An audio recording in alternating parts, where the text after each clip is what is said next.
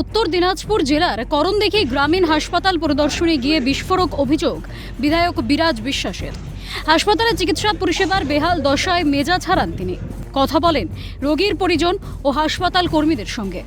অভিযোগ করেন করণদিঘি গ্রামীণ হাসপাতালে চিকিৎসা পরিষেবা কার্যত ভেঙে পড়েছে। চরম ভোগান্তির শিকার সাধারণ মানুষ। গুরুতর অসুস্থ রোগীদের সামান্য সমস্যা হলেই রায়গঞ্জ মেডিকেল কলেজে রেফার করে দেওয়ারও অভিযোগ উঠছে।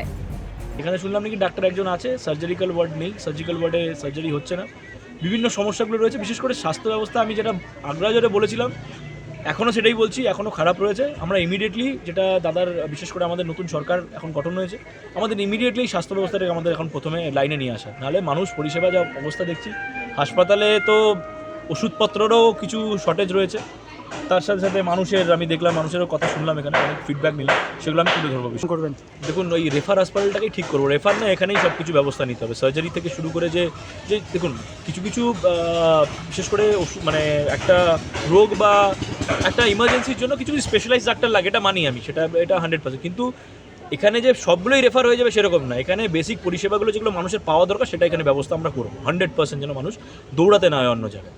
বিধায়ক বিরাজ বিশ্বাস আরও জানান, এদিন ব্লক স্বাস্থ্য আধিকারিককে হাসপাতালে পাওয়া যায়নি, তবে হাসপাতাল কর্মী ও রোগী পরিজনদের সঙ্গে কথা বলেছে।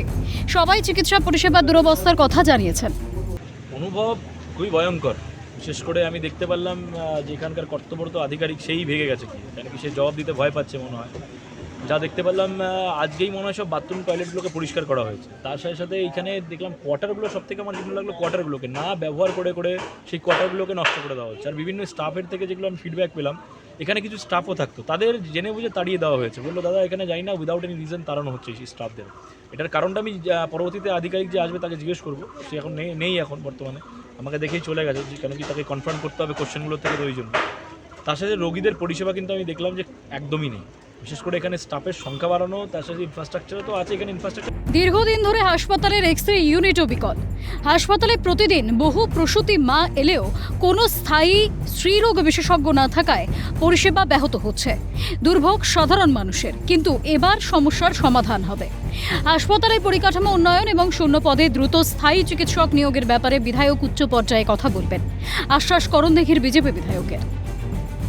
করণদিঘি থেকে নন্দদুলাল সরকারের রিপোর্ট, ক্যালকাটা নিউজ।